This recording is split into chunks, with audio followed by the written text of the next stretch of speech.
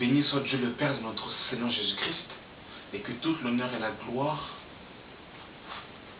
reviennent à notre Seigneur et Sauveur Jésus-Christ de Nazareth, le Fils de Dieu, notre seul Seigneur et Sauveur. Je remercie le Seigneur pour cette vidéo. Noël, une fête religieuse. Vous savez, nous avons beaucoup été victimes des traditions de nos pères. Nous avons beaucoup eu un zèle amer, un zèle excessif pour la tradition de nos pères. Mais il faut aujourd'hui que nous puissions justement comparer les coutumes, les traditions avec la parole de Dieu. Et nous sommes nés justement dans... Nous avons hérité de beaucoup de choses de l'Église catholique, bien que nous sommes sortis, il y a beaucoup de pratiques que nous continuons à pratiquer et nous croyons que cela vient de Dieu. Donc nous allons voir si Noël est une fête biblique, c'est une fête que Dieu nous demande de fêter. Et nous ne voulons pas, frères et sœurs, vous communiquer une pensée avec nos propres raisonnements, mais nous voulons vérifier qu'est-ce que Dieu dit dans sa parole. Voyez-vous, la parole de Dieu nous dira dans Psaume 119, le verset 105, « Ta parole est une lumière à mes pieds, une lampe sur mon sentier. » Voyez-vous, ta parole est une lampe à mes pieds, une lumière sur mon sentier. Autant pour moi. Psaume 119, le verset 105. Ça veut dire que sans la parole de Dieu, nous ne pouvons pas être éclairés. Sans la parole de Dieu, nous ne savons pas où marcher. Sans la parole de Dieu, nous sommes aveugles. Nous avons besoin de la parole pour pouvoir justement marcher en conformité avec ses desseins, pour pouvoir réaliser sa volonté et pouvoir accomplir ses desseins. Vous ne pouvez pas servir Dieu si vous ne savez pas ce qu'il attend de vous. Pour servir Dieu, vous devez d'abord vous asseoir et écouter. Le bon disciple, c'est celui qui sait écouter. Ce n'est pas celui qui exécute d'abord. Le bon disciple, c'est celui qui écoute l'instruction du maître et qui reste au pied, comme justement Marie qui restait au pied de Jésus, et Marthe malheureusement était occupée au soin domestique. Et Jésus dira que Marie avait choisi la bonne part, qui ne lui sera pas enlevée. Voyez-vous? Mais Marthe était occupée au soin domestique. Donc nous devons, frères et sœurs, rester au pied du Seigneur pour écouter l'enseignement, pour écouter l'instruction du Seigneur, pour pouvoir le servir véritablement en vérité et en esprit. Je vais prendre un premier passage dans Galates chapitre 1. Galates 1. Galates 1, à partir du verset 13. Vous avez su en effet quelle était autrefois ma conduite dans le judaïsme, comment je persécutais à outrance et ravageais l'église de Dieu, et comment j'étais plus avancé dans le judaïsme que beaucoup de ceux de mon âge et de ma nation, étant animé d'un zèle excessif pour les traditions de mes pères. Alors je veux d'abord introduire ce sujet par rapport aux traditions. Voyez-vous, donc Paul persécutait l'église parce qu'il avait hérité de ses pères une manière de se conduire, une manière de se comporter. Voyez-vous? Mais lorsque le Seigneur justement l'a visité, lorsque le Seigneur l'a éclairé, le Seigneur a brisé toutes les traditions de ses pères, toutes les coutumes complètement satanées, complètement démoniaques, et Dieu les a complètement renversées pour mettre en lui le vin nouveau. Voyez-vous? Parce que Paul était justement cette vieille outre. Le Seigneur a dû le briser pour mettre en lui le vin nouveau.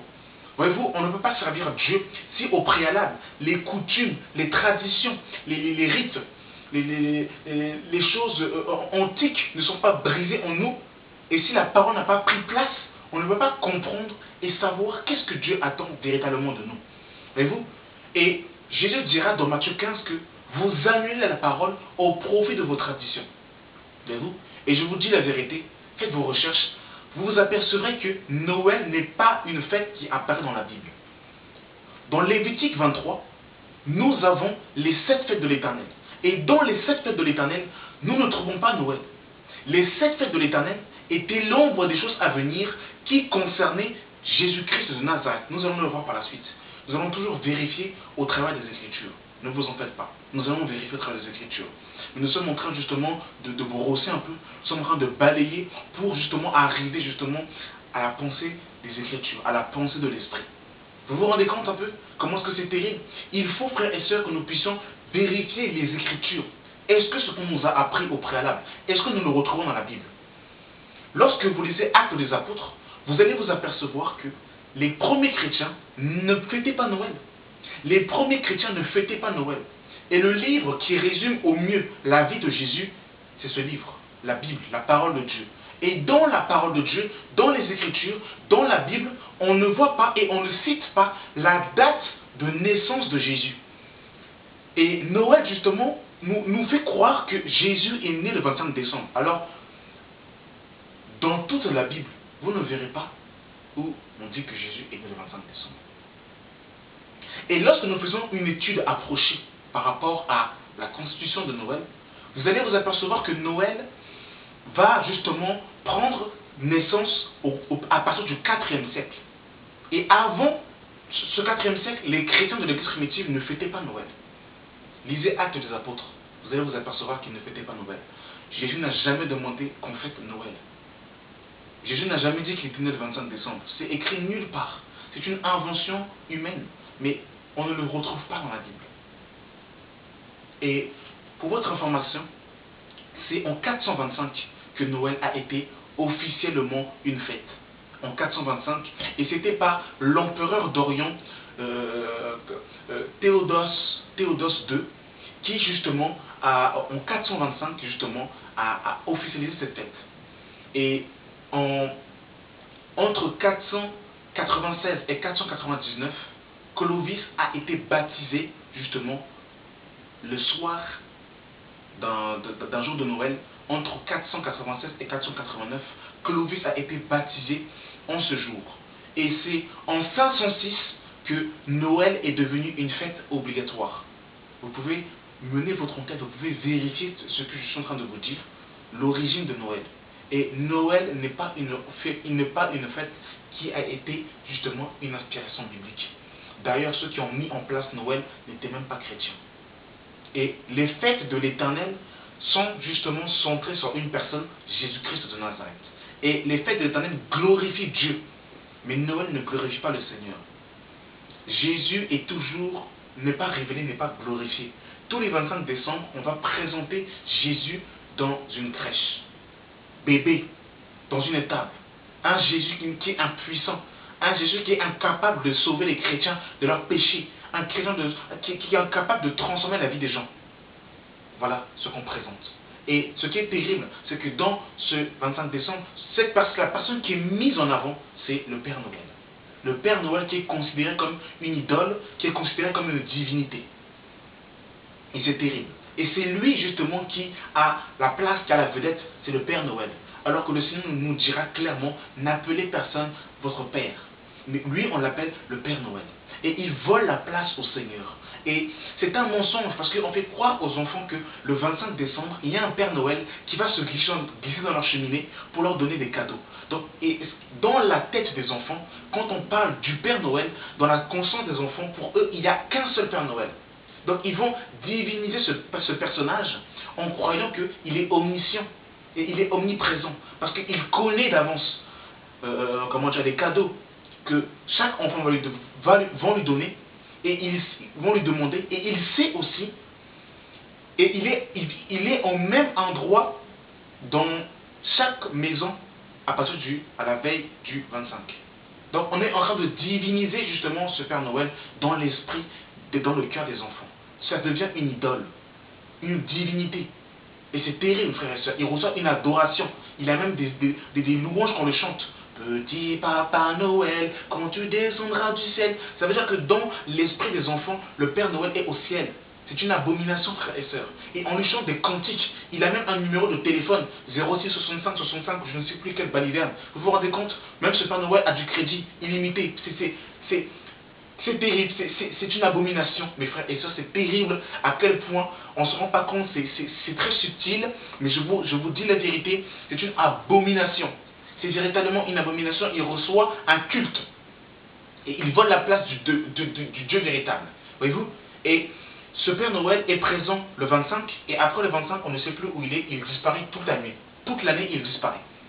Donc après, le reste du temps, on ne sait pas où il se cache, on ne sait pas qu'est-ce qu'il fait. On ne sait pas s'il va jouer à la Game Boy, mais le 25 décembre, le Père Noël est là. Et il reçoit une telle adoration, une telle éloge, et les enfants ont une telle considération et un tel respect pour lui. Vous vous rendez compte? On veut nous faire croire qu'un papa à la barbe blanche vole dans le ciel avec son traîneau magique. Et c'est terrible, on ne sait pas où il met son essence, c'est terrible.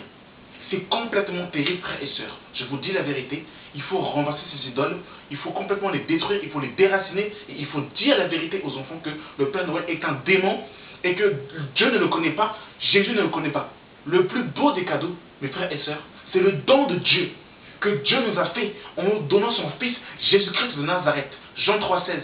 Dieu a tant aimé le monde qu'il a donné son Fils unique, afin que quiconque croit en lui ne périsse pas, mais qu'il ait la vie éternelle, le pardon des péchés, le rachat du monde. Voilà le plus beau des cadeaux. Tu peux avoir sous ton sapin un iPhone 6 Plus, Samsung Galaxy Alpha, Note 4, tout ce que tu veux. Tablette, tu peux faire tout ce que tu veux, tu peux recevoir un chèque de 5 000 euros. Si tu n'as pas Jésus-Christ dans ta vie, tu es le plus malheureux des malheureux des hommes. Voilà le plus beau des cadeaux. Jésus-Christ de Nazareth.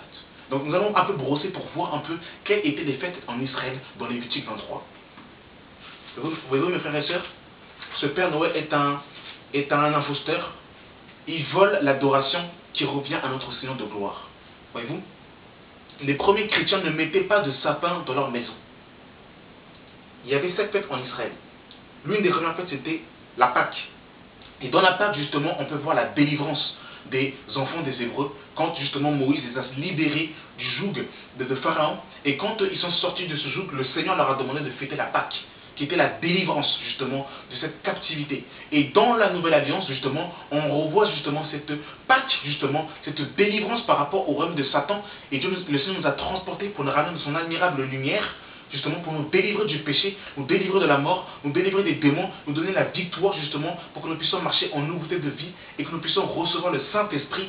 Voilà la Pâque qui était justement une image qui préfigurait justement la délivrance par rapport au péché, par rapport à Satan.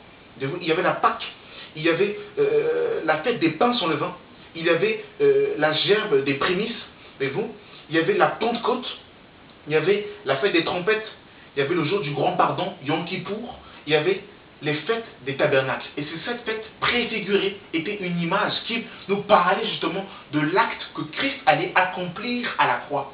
Toutes ces fêtes justement préfiguraient Christ. Voyez-vous, je vais donner par exemple un exemple. La Pentecôte, qui était une fête qui était fêtée en Israël, sous la loi, sous l'ancienne alliance, et bien, sous la grâce, qu'est-ce qui s'est passé le jour de la Pentecôte? Le Saint-Esprit est descendu. Voyez-vous? Et regardez ce que Colossiens 2 va nous dire. Colossiens chapitre 2 va nous dire. Colossiens chapitre 2, à partir du verset 16. Que personne donc ne vous juge au sujet du manger ou du boire, ou au sujet d'une lune ou d'une fête, ou au sujet des sabbats. C'était l'ombre des choses à venir, mais le corps est en Christ. Voyez-vous, toutes ces fêtes, les shabbats, tout ça là, c'était l'ombre des choses à venir. Et la réalité est en Christ. Christ est venu accomplir justement les 7 fêtes de l'Éternel. Les 7 fêtes de l'Éternel, en fait, annonçaient justement le sacrifice de Christ, tout simplement. Les 7 fêtes de l'Éternel annonçaient l'accomplissement dans une personne, la personne de Jésus-Christ de Nazareth. Voyez-vous, frères et sœurs, toutes ces choses, toutes ces fêtes concernaient une seule personne, Jésus-Christ de Nazareth. C'était l'ombre des choses à venir, et Christ est venu l'accomplir dans le véritable, dans la réalité. Voyez-vous, il y a même des fêtes qui ne sont même pas encore accomplies, qui ne sont même pas encore faites. Par exemple, la fête des tabernacles, la fête des tabernacles. Lorsque nous lisons justement Zacharie 14, on voit que quand l'Éternel paraîtra et qu'il posera ses pieds sur le mont des Oliviers, voyez-vous, et que quand il y aura le règne de Christ sur la terre pendant 1000 ans, pendant le millénium, et bien justement il faudra aller à Jérusalem pour aller adorer le roi. Lisez Zacharie 14, vous comprendrez que c'est le règne de Christ sur terre pendant 1000 ans, pendant le règne du millénium sur terre, où Christ va recevoir l'adoration, où il sera le roi sur toute la terre. Voyez-vous? Et toutes ces choses, en fait, parlaient de Christ, nous parlent de Christ, en fait, les 7 fêtes de l'Éternel. Mais Noël ne nous parle pas de Jésus. Noël, quel est le rapport entre un papa Noël qui distribue des cadeaux aux enfants et la naissance de Jésus? Quel est le rapport? Il n'y a pas de rapport, en fait. Il n'y a pas de rapport. C'est tout simplement de l'idolâtrie. Tout simplement, mes frères et sœurs. Vous vous rendez compte? Est-ce que vous pouvez vous en rendre compte? On nous a manipulés, on nous a menti, on nous a escroqués, on nous a bernés, on nous a induits en erreur. Voyez-vous? Et tout ça, c'était complètement faux. Alors comment faut-il se conduire lorsque nous sommes dans une maison où justement nous sommes dans une famille où ils n'ont pas encore adhéré à cette vérité? Faut-il brûler le sapin? Faut-il casser les guirlandes? Bien sûr que non, il ne faut pas casser les guirlandes. Il faut parler, il faut prier, parce que la prière du juste a une grande efficacité. Il faut leur dire la vérité et il faut laisser le Seigneur agir dans leur cœur. Parce que si nous cassons le sapin, si nous brûlons le sapin à la maison, là où justement nos familles n'ont pas encore compris ces choses, comme nous les avons compris, nous pouvons casser le sapin physiquement, mais dans leur cœur, le sapin sera toujours établi. Il faut que le sapin soit déraciné dans leur cœur afin qu'ils puissent se déraciner physiquement. Donc voyez-vous, il faut leur dire la vérité, il faut prier pour eux et Dieu les éclairera au temps voulu. Donc voyez-vous, il faut leur dire la vérité. Donc s'il y a aussi une occasion, par exemple, le jour d'une fête, pour être invité dans une famille, faut-il rester isolé dans un endroit? Il faut se laisser conduire par l'Esprit et que le Saint-Esprit nous dise comment est-ce que nous devons agir. Mais même si nous allons entre familles pour justement aller parler, pour justement aller manger ensemble, il ne faut pas que nous puissions prendre part aux œuvres infructueuses des ténèbres. On peut aller visiter sa famille, mais on doit toujours justement être ce canal pour pouvoir parler de Christ, pour pouvoir dire la vérité à nos frères, à nos proches, que Jésus n'est pas né le 25 décembre. Et ça peut aussi être une occasion pour évangéliser, pour annoncer Christ à nos proches et à nos familles.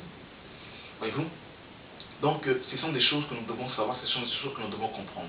Et vous vous rendez compte, frères et sœurs, que dans beaucoup d'églises, on met des guirlandes et on fête Noël. Est-ce que vous vous rendez compte à quel point l'abomination est rentrée dans beaucoup de nos assemblées? Est-ce que vous vous en rendez compte? C'est terrible, c'est terriblement terrible, c'est terriblement terrible. Par contre, dans les églises, là où il y a des fêtes de Noël, il faut brûler ces choses, il ne faut pas rigoler avec ces choses. Parce que dans l'église du Dieu vivant, on ne doit pas trouver de telles choses. On peut comprendre pour certaines personnes qui n'ont pas encore compris. Et pour des prédicateurs, des pasteurs, des diacres, des diaconesses, des gens qui sont là depuis longtemps, là où Christ est adoré, là où nous disons que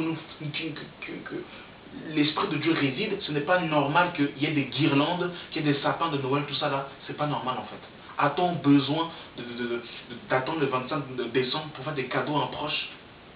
La parole de Dieu nous dira qu'il y a plus de bonheur à donner qu'à recevoir. Donc voyez-vous, donner, ça doit être quelque chose de naturel pour le chrétien. On ne doit pas attendre le 25 décembre pour faire des cadeaux. C'est complètement ridicule. Si on a à cœur de faire un don à un frère ou à une soeur ou à un païen, on peut le faire. On n'a pas besoin d'attendre le 25 décembre. Voyez-vous, ça conditionne les gens et ça rend les gens égoïstes. On attend seulement le 25 décembre pour faire des cadeaux. C'est n'importe quoi. Donc voyez-vous, vous vous rendez compte, il y a une fête qu'on va fêter, mes frères et sœurs. Nous sommes dans 1 Corinthiens, chapitre 5. Voyez-vous comment on nous a manipulés? C'est terrible. On nous a complètement escroqués. Nous sommes dans 1 Corinthiens 5. À partir du verset, je vais lire à partir du verset 6 pour qu'on comprenne. C'est bien à tort que vous vous glorifiez. Ne savez-vous pas qu'un peu de levain fait lever toute la pâte? Faites donc disparaître le vieux levain, afin que vous soyez une pâte nouvelle, puisque vous êtes sans levain, car Christ, notre Pâque, a été immolé. Célébrons donc la fête, non avec du vieux levain, non avec un levain de malice et de méchanceté, mais les pains sans levain de la pureté et de la vérité. Donc, il y a une fête que nous devons fêter, c'est la fête de la Pâque. Et nous devons la fêter quotidiennement, tous les jours. Tous les jours, nous devons nous rappeler que Christ a été immolé pour nous, qu'il nous a délivrés, qu'il nous a rachetés, et que par son sang précieux, nous avons le pardon des péchés, et que nous avons été réconciliés avec Dieu le Père par le sacrifice de Jésus-Christ de Nazareth. Nous devons avoir ça comme en mémoire, en fait. C'est ça que nous devons avoir en mémoire, mes frères et sœurs. Nous devons avoir ça comme mémoire. Et c'est cette fête-là que nous devons fêter tous les jours par notre vie d'adoration, notre vie de consécration et dans l'homme intérieur, en adorant le Seigneur en esprit et en vérité. Vous vous rendez compte? C'est comme ça. C'est cette fête-là que nous devons fêter, frères et sœurs. Et je terminerai par un dernier passage juste dans Ésaïe 44. Ésaïe 44. Ésaïe 44, à partir du verset 13. On nous dit: le charpentier étend le cordeau, fait un tracé au crayon, façonne le bois avec un couteau et marque les dimensions avec le compas. Il produit une figure d'homme, une belle forme humaine pour qu'elle habite dans une maison. Il se coupe les cèdres, il prend des rouvres et des chênes et fait un choix parmi les arbres de la forêt.